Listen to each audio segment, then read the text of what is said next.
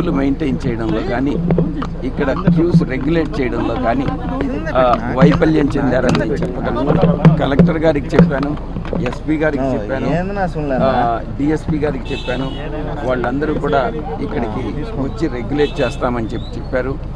వాళ్ళు చెప్పేటటువంటి కంప్లైంట్, మేము అడిక్వేట్ ఫోర్సెస్ని, ఎలక్షన్ కమిషన్ని, కేంద్ర ప్రభుత్వాన్ని అడిగినప్పటికీ కూడా వాళ్ళు అడిక్వేట్ ఫోర్సెస్ ఇవ్వలేదు కాబట్టి మేము ఇక్కడ క్యూలు మెయింటైన్ చేయలేకున్నాము అన్నటువంటి విషయాన్ని వాళ్ళు ఎక్స్ప్రెస్ చేయడం జరిగింది.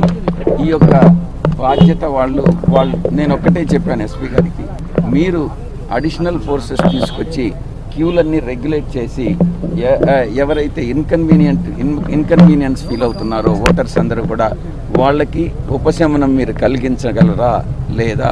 మీరు అలా కలిగించలేనట్లయితే మీరు ఎన్నో సేవా సంస్థలు ఉన్నాయి, ఆ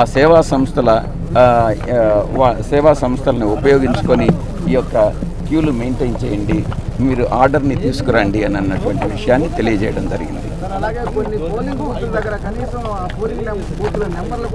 ప్రాపర్గా గైడ్ చేసే వాళ్ళు ఎవరు కూడా లేరు.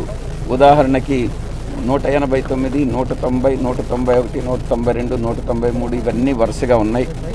ఎవరు లోపల ఎక్కడనో ఒక స్టిక్కర్ అంటించారు బూత్ నెంబరు, బయట ఎక్కడా కూడా సూచికలు ప్రాపర్ గైడెన్స్ అన్నటువంటిది లేదు. ఒకరు ఏ బూత్లో 191లో వేయాల్సినటువంటి వాళ్ళు 192లో నిలుచుకోవడం, 192లో వేయాల్సిన ఓటు వేయాల్సిన వాళ్ళు 188లో నిలబడడం, ఈ రకంగా చాలా కన్ఫ్యూజన్ అన్నటువంటిది ఉంది. ఇవన్నీ కూడా కన్ఫ్యూజన్ క్లియర్ చేయాల్సినటువంటి బాధ్యత, ప్రాపర్ గైడెన్స్ ఇవ్వాల్సినటువంటి బాధ్యత ఎలక్షన్ కమిషన్ మీద ఉంది. లా అండ్ ఆర్డర్ కానీ క్యూలు మెయింటైన్ చేయాల్సినటువంటి బాధ్యత పోలీస్ యంత్రాంగం మీద ఉంది. వీళ్ళు పూర్తిగా వైఫల్యం చెందారు అన్నటువంటి విషయం మాత్రం నేను చెప్పగలను. ఓటర్లకి మీరు సంయమనం పాటించండి. మీరు తప్పకుండా మంచి ప్రజాస్వామ్యంలో మీరు వేసేటటువంటి ఓటు హక్కు